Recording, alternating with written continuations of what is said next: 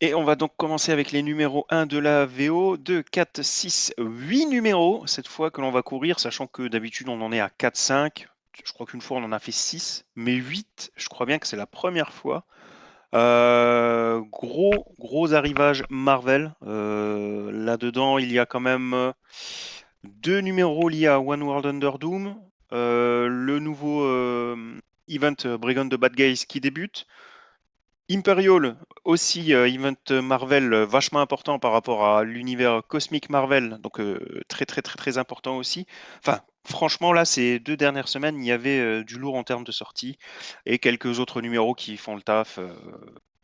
Donc, notamment Silver Surfer, qui a une bonne quantité de fans, je le sais, donc clairement, il a dû être attendu aussi au tournant.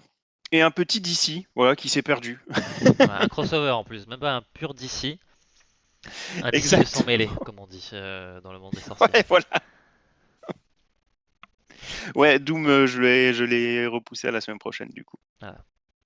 Mais bon, comme tu as vu, on va bien parler comics quand même déjà, hein. Et parler Doom aussi, quand Et même. parler Doom, absolument. Bah voilà, il est déjà là. Alors, je vais commencer avec Runaways. On est OK pour l'enregistrement, je suppose? Ah oui, OK. Alors, c'est un nouveau tie-in dans l'event One World Under Doom, comme l'avait déjà souligné Martin, du coup. Écrit par Rainbow Rowell et dessiné par Elena Casagrande. Ou Casagrande. Elena Casagrande, il y a des chances, en fait. Je ne sais pas de quelle nationalité elle est, mais c'est tout à fait possible, du coup. Alors, c'est lié à l'event One World Under Doom, mais ici on a clairement un 2 en 1 puisque c'est autant un tie-in de l'event, oui, que la suite des aventures des Runaways. C'est-à-dire que ici, on retrouve vraiment le groupe où il en était avant. Donc c'est-à-dire que le synopsis, il est assez clair là-dessus. On suit le groupe de Runaways maintenant qu'il a implosé avec des membres un peu partout et le tout entouré de Doom. Voilà, c'est ça le synopsis. Donc tu as bien le lien entre les anciens titres Runaways et One World Under Doom. Alors, pourquoi entouré de Doom? Quel est finalement le lien entre Runaways et Doom? Ben, il y a tout simplement un Doombot qui s'est barré et qui tient le rôle de nounou chez les Runaways. Donc c'est pratique, mais ça veut aussi dire que d'autres Doombots sont à sa recherche. Donc c'est ça vraiment qui fait le lien avec One World Under Doom. Pour l'instant, un lien disons léger. Mais voilà, peut-être que ça va gagner en envergure par la suite, c'est tout à fait possible. Après tout, il y a d'autres séries qui avaient un lien extrêmement léger et qui ne se sont développées que par la suite, hein. Donc voilà, à voir. Mais pour l'instant, effectivement, le plus important, c'est surtout de remettre en avant les Runaways. Moi, en tout cas, c'est comme ça que je le vois. Une lecture rapide, à la fois fun et décomplexée. C'est clairement le genre de lecture que l'on apprécie d'autant plus pour souffler, on va dire, entre deux gros pavés un peu moyens. Donc voilà, on a lu quand même 8 titres. Clairement, c'est pas celui qui m'a marqué des 8, mais c'était une bonne petite lecture agréable, distrayante. Oui, mon grand.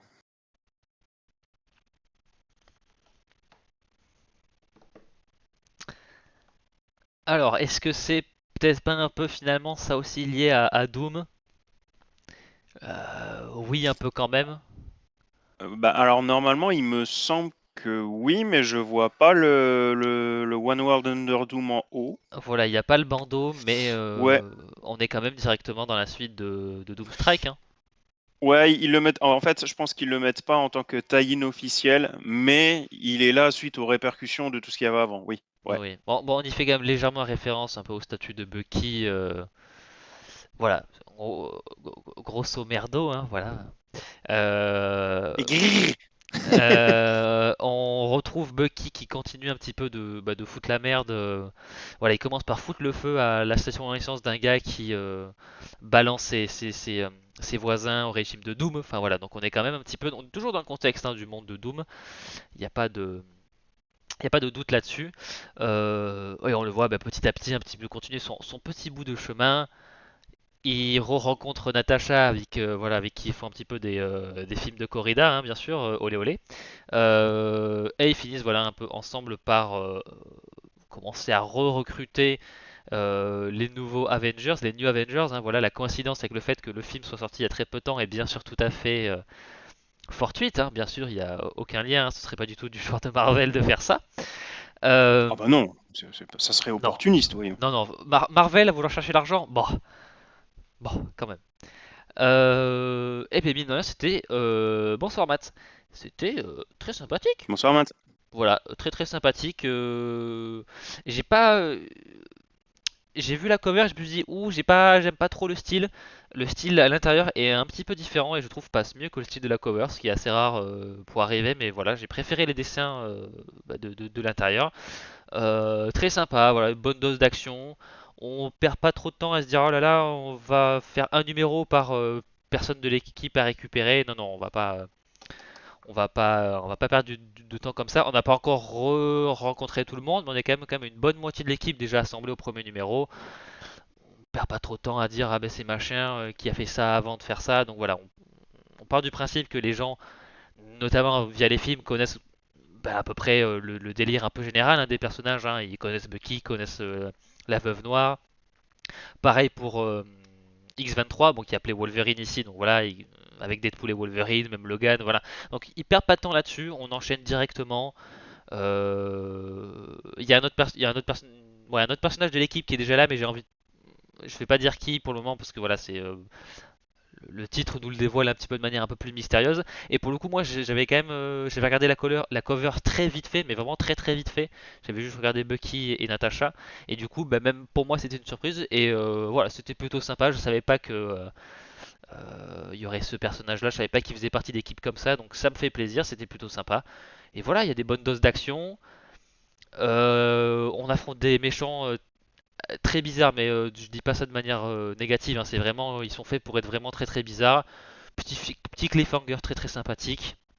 C'est un premier numéro, donc évidemment ils finissent un petit peu comme des bâtards en mode qu'est-ce qui va se passer au prochain numéro. Un peu comme une fin d'épisode de DBZ hein, finalement. La Donc suite au prochain numéro. voilà, oui, ou Christophe Agius hein, bien sûr, ou Philippe Chéreau, je sais plus. Christophe Agius. Christophe Agius, bien sûr. Euh, donc voilà. Et oui, j'ai vu dans le chat tout à l'heure, oui, le fait qu'il n'y ait pas de bandeau One World Under Doom, c'est peut-être pour attirer les. Bah ouais, voilà, c'est Mac qui le disait, oui, pour attirer les nouveaux lecteurs, ça se tient. Pour le coup, voilà, le fait de tenir ça en même temps que le film, voilà. Mais voilà, globalement, je m'attendais vraiment en mode on surfe la vague du MCU de manière un petit peu. Et on fait pas trop d'efforts derrière. Mais franchement, plutôt, moi, plutôt sympa. Voilà, je trouve ça très efficace, sans forcément atteindre des hauteurs stratosphériques, c'est sympa. C'est très très sympa. Voilà, donc pas grand chose à dire de plus dessus.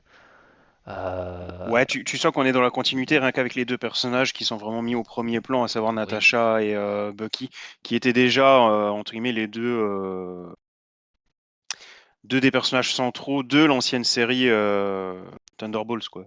voilà. Du Peut- coup, tu as vraiment ce sentiment de continuité. ouais, Et je vais faire mon lover. Attends, je fais le violon et tout. Par rapport à ce que tu as dit sur la cover. Une cover, tu vois, c'est comme une femme. C'est important, c'est la première chose que l'on voit, mais le plus important, ça reste l'intérieur. Voilà. Donc là, peut- c'est pareil pour le comics. La cover, c'est bien sympa, mais c'est l'intérieur quand même qui est primordial. je suis à deux doigts d'ajouter une musique de violon au montage avant de l'uploader, tu vois. Voilà, oh, Oui, c'était oui, pas oui, mal mais ça. c'est une bonne leçon, voilà. Et alors, je sais pas s'il vit dans un château d'eau, c'est pas impossible. Alors, par contre, je suis assez d'accord avec toi. Alors, la cover en elle-même, j'ai rien contre. C'est juste la Veuve Noire, je la trouve pas. Je trouve qu'elle a une tête bizarre. Enfin, même l'ensemble, en fait, est assez chelou. Ouais, il y a un trait très Euh, angulaire, mais c'était mieux à ouais, l'intérieur. voilà, on en C'est comme, revient. voilà, tout à fait. Alors à l'intérieur, pas de manière dégueulasse. En fait, c'est comme mon appartement que j'avais à Bordeaux. De l'extérieur, l'immeuble était dégueu, mais à l'intérieur, c'était bien. Ah, Matt, il est en train de pervertir ma belle leçon de Lover. Voilà, donc sur ces belles paroles, voilà, c'est très sympa. Voilà.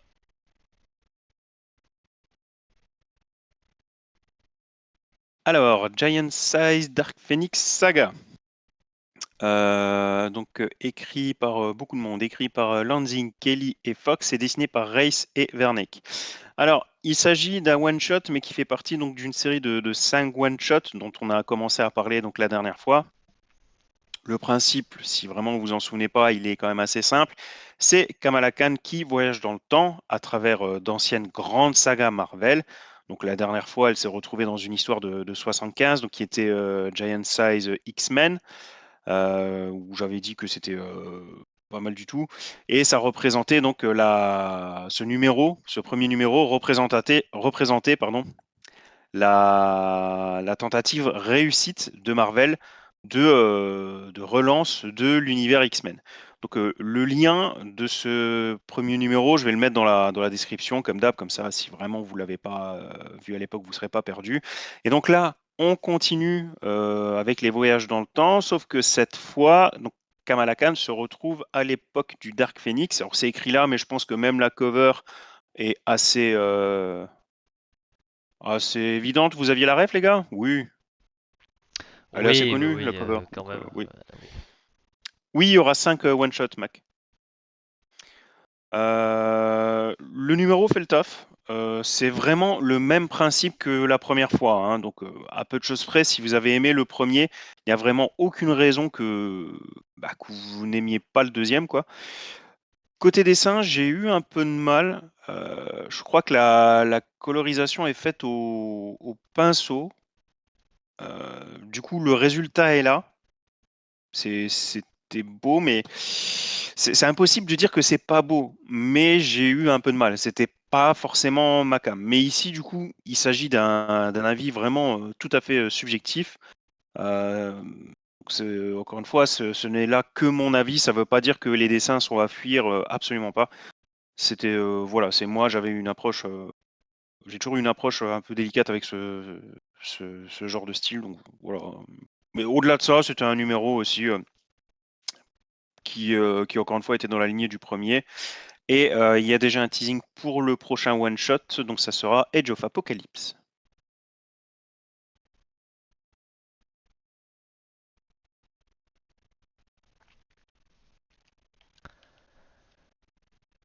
Ensuite, j'avoue, j'ai été, contrairement à The New Avengers, je vais dire Thunderbolts, contrairement à The New Avengers, c'est la cover qui voilà, m'a vachement attiré. Euh, L'intérieur était aussi très très bien, donc là, jackpot, hein, on va dire. On a donc Death of the Silver Surfer par Greg Pak et Frank Darmata et Sumit Kumar. J'avoue que même si je suis pas le plus grand fan Marvel, le surfeur d'argent, c'est quand même, ouais, j'aime bien. Il y a un côté très classe dans le design. Bon, ben, c'est évidemment si vous voulez créer une émeute générale dans une comic convention ou ce genre de choses, vous dites quel était le meilleur surfeur d'argent, celui de Kirby, celui de Mobius. Allez, c'est finito. Donc personnage mythique quand même. Et là de voir juste ben, la mort du surfeur d'argent, bon, peut-être un petit peu putaclic, j'en dis pas plus, mais c'est pas si facile que ça de se débarrasser du garçon. Qui nous raconte voilà un petit peu le qu'est-ce que ça veut dire d'être le surfeur d'argent quand on n'est pas forcément associé à Galactus. Qu'est-ce que ça fait d'avoir tout ce pouvoir, qui on est finalement pour un petit peu changer l'ordre des choses. Et en même temps on suit voilà le quotidien, voilà comprendre les vacances du Silver Surfer. Qu'est-ce qui se fait quand il se fait chier le surfeur d'argent. Voilà, qu'est-ce qu'il fait. Hormis du surf, donc. Oui, donc voilà, il en a peut-être marre, hein, peut-être qu'il dit c'est bon, j'ai fait toutes les plages, Hossegor, Cap-Breton, moi j'ai fait, voilà, big up dans les Landes, hein, bien sûr. Euh, et en même temps, on a le quotidien, voilà, d'une femme, voilà, qui fait partie alors je sais plus le nom en tête de l'organisation, mais voilà, qui est chargée de s'attaquer aux surfeurs d'argent. Euh, je n'en dis pas plus, on va dire qu'il y a des situations assez comiques quand ces deux personnages-là se rencontrent, s'affrontent. Ça arrive dès le premier numéro, donc tout l'intérêt du titre sera vraiment aller au-delà de l'affrontement et de vraiment qu'est-ce qui se passe quand quelqu'un qui n'a vraiment pas grand-chose à faire, qui est à la fois très détaché mais qui s'implique quand même dans la vie des gens comme le surfeur d'argent, Voilà, qu'est-ce qui se passe quand quelqu'un d'aussi à la fois détaché mais quand même un petit peu empathique finit par rencontrer le chemin d'une un- quelqu'un qui est plus ou moins un assassin finalement. Et c'est assez, pour le moment, le principe a l'air cool. Il y a des situations assez comiques avec le surfeur et la mère de la femme en question.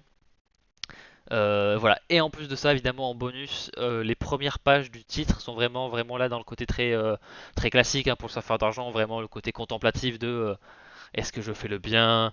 Mon Dieu, j'ai fait beaucoup de mal quand j'étais avec Galactus. Donc voilà, un petit récap finalement de qui il est, ses pouvoirs, l'ordre cosmique des choses, blablabla.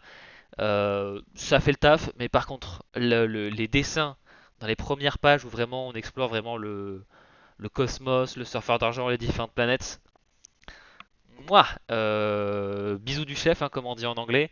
Rien à redire, c'était vraiment magnifique. Alors, je me suis rendu compte tout à l'heure que j'avais pas mis d'image de planche du début du titre. J'ai eu tort, parce que vraiment, voilà, la manière dont a été représenté l'espace, le surfeur, les civilisations étrangères, enfin aliens, magnifique. Donc voilà, si c'est un personnage que vous kiffez, foncez. Et même voilà, même si c'est pas quelque chose qui vous intéresse de base, voilà, rien que pour les dessins des premières pages, magnifique. Voilà, ça me. En ce moment, il y a du très bon travail en ce moment sur les gens qui travaillent sur des séries cosmiques. La série de Ram V, Ram 5, je sais jamais comment on dit, sur les New Gods, les dessins, que ce soit les deux artistes, waouh, c'est vraiment magnifique. Donc voilà, c'est pareil sur cette série-là, sur la série sur le surfeur. Voilà. Et oui, j'ai vu vos blagues sur le chat, mais j'ai juste un mental d'acier, donc oui, c'est des bonnes blagues. Par contre, j'apprécie. Voilà. Ramvi, ok, on dit Ramvi. Après, tu dis que le numéro fait le taf, bah ouais, j'espère bien parce qu'il y en a que 4. Hein. Death of the Silver C'est une Surfer, il mini-série, bon tiendra en bah tant 4 mieux. numéros, je crois. Hein. Ouais. Ouais, je savais Donc pas, mais tant mieux. là, t'as pas le temps de traîner, quoi. Bah il Faut traîne tout de pas, suite donc entrer dans le vif du sujet, disons. tant mieux, tant mieux. Mais ouais, ça fonctionne très très bien et c'est très joli. Et oui, Ramvi. Numéro suivant, donc Justice League contre Godzilla contre Kong 2. Donc ça avait été annoncé par DC Comics hein, il y a déjà pas mal de temps et bah, sans doute suite au succès du premier tome. Oh tiens, j'ai oublié de changer les auteurs. Pas bien, pas bien, pas bien, pas Le bien. fait Donc maison, c'est pas... wouh. Exactement. Pas bien, pas bien. Ah ça c'est pas bien, hein. Alors, Ah oui, mais c'est Buccellato, d'accord. Attends, oui, oui, on dit Buccellato. mais zut,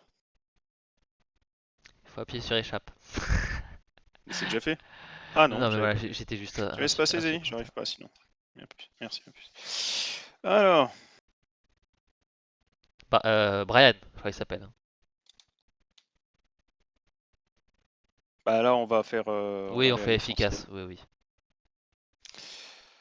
On recommence. Hop et hop. Donc je disais, pardon, annoncé par DC Comics assez rapidement une fois que le premier numéro était fini. Peut-être même que c'était pendant qu'il était encore en train d'être édité, mais il me semble que c'est quand même un peu plus tard qu'ils l'ont annoncé. Numéro bien sympa, un peu dans le même genre que la première série. Alors, on ne se contente pas de l'affrontement, on veut raconter des choses. Ici, on a notamment le droit au mariage de Flash, donc c'est cool, c'était vraiment cool. Et cette fois, on va donc basculer assez rapidement sur Skull Island. Ce qui promet du coup une bonne dose d'action et peut-être des super-héros qui vont être un peu plus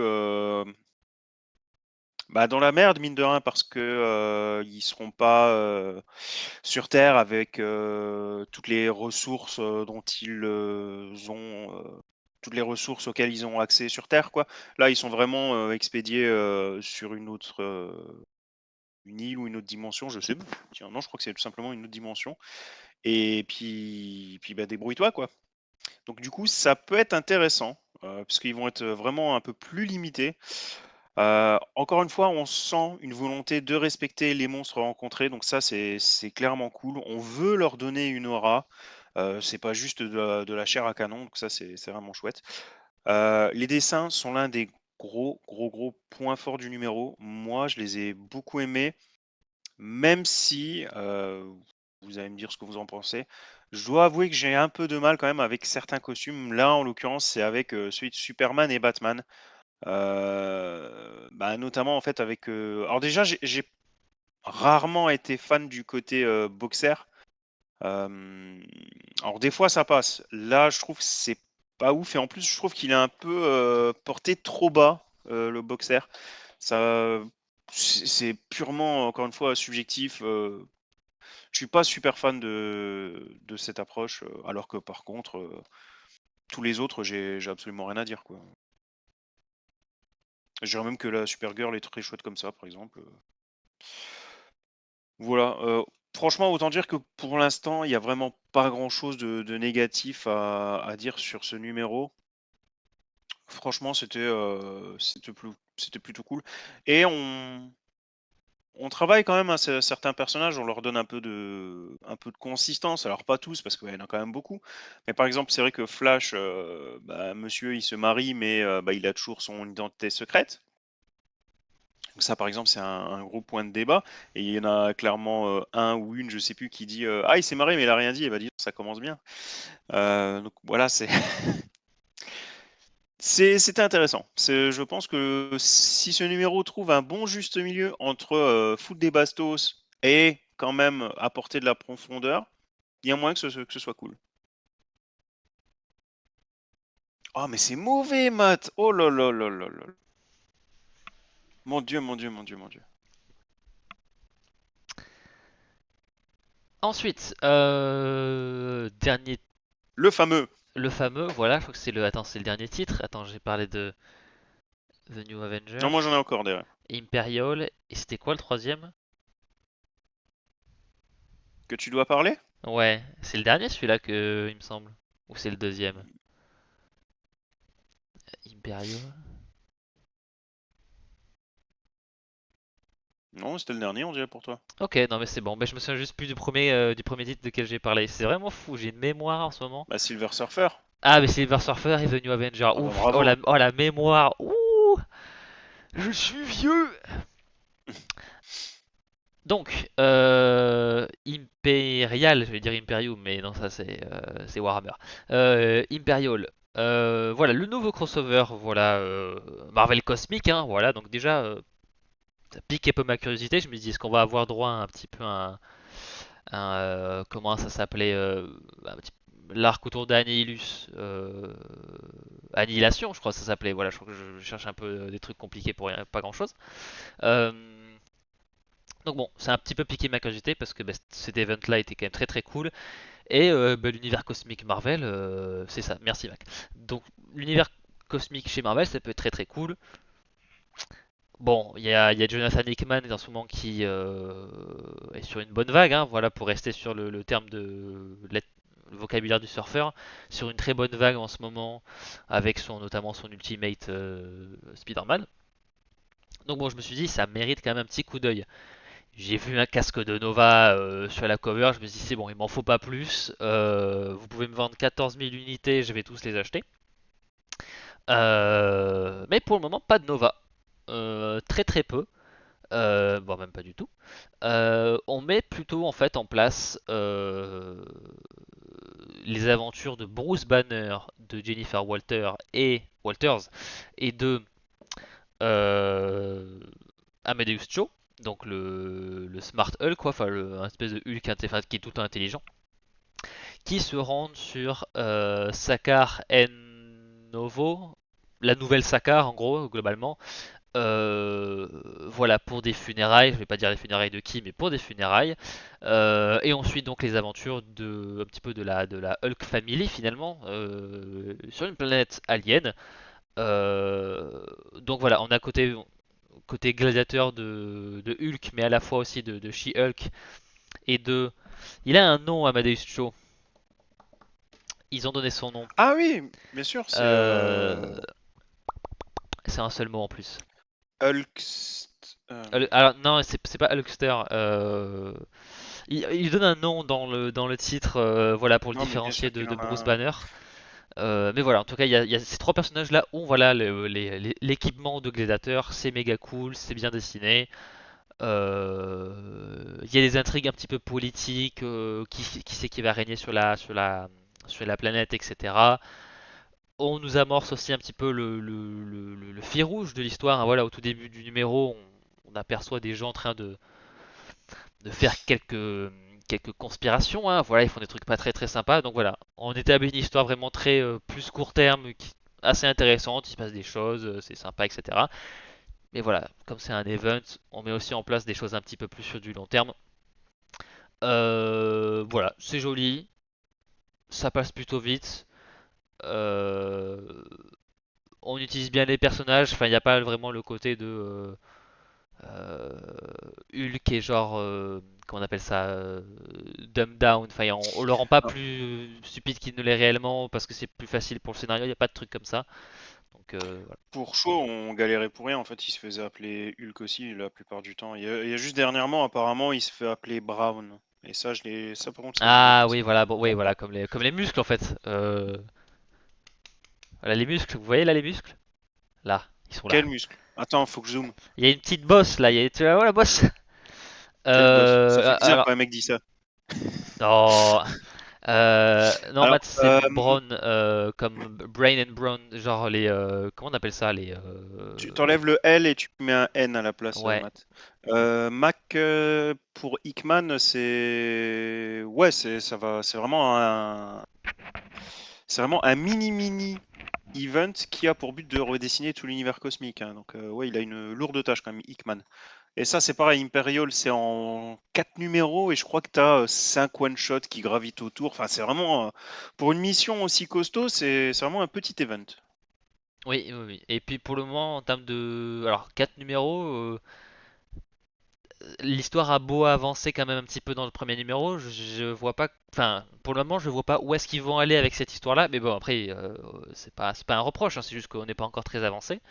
Mais voilà, curieux de savoir comment ils vont relier l'histoire vis-à-vis des Hulk et de Sakaar à l'histoire plus globale. Voilà. Curieux, vraiment curieux de savoir comment ils vont faire. Et puis moi, là, il y a un casque de Nova sur la cover. Je veux voir. M'en fous si c'est pas Richard Rider. Je peux prendre Sam Alexander. Je m'en fiche. Je veux juste des Nova qui font piou piou piou dans l'espace. C'est tout ce que je veux. Je veux des piou piou dans l'espace. J'espère Bah, qu'ils vont nous le donner. surtout si vraiment ça part en sucette, Marvel va l'avoir en travers de la gorge parce qu'apparemment l'éditeur était vraiment chaud pour que ce soit un peu plus conséquent et c'est Jonathan Hickman qui a dit non, non, non, on va en mettre moins, on va faire vraiment un petit event, pas besoin de faire un gros truc. Donc, Ouais, ouais, bon, bah, on tant va mieux. voir. Je préfère que Kickman dise non, non, on fait comme ça et que Marvel dise ok, plutôt qu'avoir un truc trop étiré. Voilà, Crisis on Pas Infinite faux non Earths, plus. hein. Mais Voilà, après, il faut raconter tout ce qu'il y a à raconter quand même, quoi, disons. voilà, Mais je suis d'accord avec toi. voilà. Ça part bien pour le moment, ça part bien. Godzilla versus Avengers, écrit par David F. Walker et dessiné par Georges Gentil. C'est le cinquième, hein, du coup, le cinquième et avant-dernier numéro de série One Shot Godzilla contre un mec de chez Marvel. On a déjà parlé des quatre autres, donc globalement, je disais toujours un peu la même chose, hein, la partie graphique plutôt bonne, le respect de la grosse bébête, mais globalement, c'est surtout un kiff pour les fans et un bon petit divertissement avec des facilités. Et voilà, souvent on s'arrête là. Bon, j'avais préféré certains numéros à d'autres, ça c'est plutôt évident. Je vais pas refaire un récapitulatif de tout ce que j'avais dit par le passé. On va un peu se concentrer sur celui-ci, qui est quand même qui est un peu différent, je dois avouer. Alors, c'est de nouveau un peu tout ça quand même, hein. C'est de nouveau un peu tout ce que j'ai dit, mais avec quand même une légèreté, on va dire, en plus, et surtout beaucoup d'humour. C'est un numéro très drôle, notamment du fait que Maria Hill essaie de s'imposer auprès des Avengers et qu'ils en ont rien à secouer, mais rien, quoi. Et c'est drôle. Franchement, c'est drôle, quoi. J'ai mis. Alors, franchement, les scènes cocasses pullulent dans ce numéro, mais voilà, j'en ai mis une. Qui vous montre un peu le ton. Donc là, tu as Maria Hill qui dit et j'essaie d'être patiente, hein. Donc là, Iron Man qui dit c'est impressionnant comme contrefaçon, mais non, c'est clairement pas Jet Jaguar. Spider-Man qui dit sérieusement, on est d'accord que ça ressemble ni à un jet, ni à un Jaguar. Donc la Mayrel qui dit le problème, c'est qu'il n'y a rien du tout qui a de logique là-dedans et je commence vraiment à perdre patience. Tiens, regarde, est-ce que tu trouves que ça ressemble à un jet, toi? Et là, il y a Luke Cage qui dit mais tu m'as déjà posé cette question et il qui pète un plomb qui fait tu vas me donner ce truc? Enfin, c'est drôle, franchement, c'est. Et t'as que des trucs comme ça tout le long, c'est chouette. C'est vraiment drôle. Comme des gosses, quoi. Moi, j'étais bon public là-dessus. J'ai trouvé ça vraiment drôle, quoi. Alors, c'est clairement. Ça, c'est le type d'approche que l'on peut voir assez fréquemment, à la limite, dans Spider-Man. Spider-Man, on voit que le scénariste le tient bien quand même là. Le mec qui peut être relou en deux cases, quoi. Mais c'est clairement une approche qui n'avait pas encore été utilisée dans ces crossovers avec Godzilla. Et du coup, bah, c'est franchement chouette. Ça lui permet de se détacher. Alors, forcément, Godzilla passe un peu au second plan. Mais j'ai envie de dire, les mecs, ça fait déjà 5 one-shots, quoi. C'est peut-être pas plus mal si on commence tout doucement à passer à autre chose. Donc, ouais, franchement, j'ai trouvé ça très drôle, très cool. J'ai bien aimé. Franchement, j'ai bien aimé.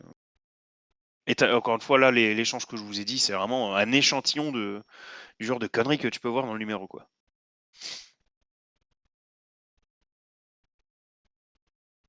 Ah, bah, c'est de nouveau à moi. Donc, Brigand de Bad Guys, c'est de nouveau un petit event mis en place par Marvel. Alors, ça va être une série de, encore une fois, je crois que c'est 7 one-shots cette fois. Un par mois, à chaque fois tu te focalises sur un. Oh, un par mois, je suis même pas sûr. Je sais plus. Non, ça c'est peut-être une connerie. Bon, quoi qu'il en soit, 7 numéros, tu te focalises à chaque fois sur un super vilain différent, sachant que le tout mène quand même à un fil rouge avec une intrigue qui se développe au fur et à mesure. Et C'est pas les bons donc, noms ici aussi. comment? C'est pas les bons noms Oh aussi. la vache! On va y arriver.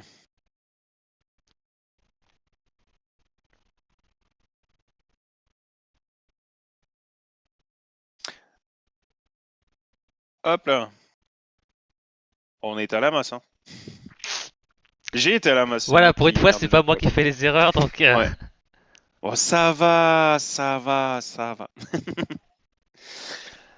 Du coup, concernant ce premier numéro, on commence d'ores et déjà à mettre les différentes pièces en place. On voit clairement vers quoi on se dirige et on découvre bah, du coup aussi la nouvelle méchante hein, créée pour l'occasion, donc qui est Sister Sorrow, donc qui est ici, qui est plutôt cool, je trouve, niveau design. Je la trouve pas mal du tout. Euh, Numéro quand même assez solide et prometteur sur l'ensemble du crossover. Dessin parfaitement recevable. Je vais continuer. Franchement, je suis assez confiant. Ça peut être intéressant. Et au niveau de l'histoire, bah, pour l'instant, c'est Mephisto, hein. J'ai un oui, oui, doute. c'est ce que j'allais Oui, c'est dire. Mephisto. Oui. Ouais. Je suis très fatigué en ce moment. C'est Mephisto qui essaie de récupérer des dagues capables de, selon la légende, d'emprisonner des âmes. Donc voilà, il commence à avoir toute une petite collection. Et ça, bah, bien sûr, c'est pas bien, vous vous en doutez. Et si il arrive à mettre son plan en place, en fait, il va pouvoir contrôler toutes les âmes de l'enfer, mais aussi de la terre. Voilà, pour l'instant, on en est là. Encore une fois, je suis plutôt confiant. Il y a moins que ce soit sympa. La cover était très belle. Je sais pas qui l'a dessinée, mais Ah, mais si, il y a un côté Alex il a Ross, fait mais toutes c'est les pas Alex covers, hein. Ross, mais Non, non, c'est pas Alex Ross. euh, C'est. c'est Ah! c'est le gars qui a fait Secret Wars, non? C'est pas ça? Non, c'est celui qui a fait Joker. Joker, Azarello? Non, pas Azarello. Oui. Bermejo, non. Non, mais non. Bermejo, non, c'est pas Lee Bermejo, c'est le gars Si, qui a. Libermejo, Si, si, c'est Lee si, c'est Bermejo, ça. ok. Si, si, c'est Libermejo. Ouais, D'accord. ouais. Et donc, il va faire toutes les covers. Et elles ont toutes de la gueule, hein, Oui, clairement. Tu c'est joli. verras lorsque je parlerai des autres. Mais du coup, ouais, franchement, un bon petit premier numéro. C'est cool. C'est quand même bien. On est quand même Alors sur une Max, je t'avais semaine. dit que je lirais Supergirl, mais du coup, bah, j'ai pas du tout eu le temps, Ouais. malheureusement. Je dis quand même, ça m'est un peu frappé là au dernier numéro. Sur quoi? Sur 8 numéros, il n'y en a vraiment aucun où on s'est dit bof ou c'est pas vraiment très très bon. Non, tout était plutôt bien. Ça fait plaisir de dire des bons trucs. Ouais, alors, il y en a où j'étais plus motivé que d'autres quand même, mais... Oui, c'est sûr, mais Alors moi, attends, tiens, non, c'est une bonne remarque. Lequel j'ai le moins aimé? t'as par contre Guerrero sur. Tu nous manques, Eddie. Ah si, si, j'avais dit que Runaways, pour l'instant, que c'était distrayant, pas plus, hein. Ok. Mais bon, c'est Voilà. quand même sur On est 8 entre numéros, le... pas mal quoi. Oui, ouais. Moi, personnellement, sur les 5 que j'ai lus, ça a oscillé entre le distrayant et le ouais, c'est pas mal du tout. Ouais, donc c'est quand même déjà pas mal, effectivement. Je pense que du coup, t'as peut-être pas lu les bons trucs parce que moi, je suis vraiment satisfait de ce que j'ai lu. C'est peut-être dommage. Euh, Imperial, peut-être Imperial était peut-être un. Bon, non, en fait, tout était plutôt bien. En fait, et, je dirais pas que c'est exceptionnel non plus, mais je dirais que c'est vraiment solide en termes de publication mensuelle. Voilà quoi. Et oui, non, on n'a pas lu Crypto, mais c'est pas du tard, hein. Après, c'est là que je me dis que moi, tout ce que j'ai lu, souvent, il y avait pas mal de personnages à chaque fois mis en avant, ce qui fait que les auteurs sont un peu obligés de se disperser pour essayer de parler un peu de tout le monde. Donc forcément, c'est un peu plus compliqué sur un numéro Hmm. de faire avancer le fil rouge. Non, non, franchement, ce numéro était vraiment chouette. Je Ok. repense, non, non, il était cool. Ouais. Voilà, voilà.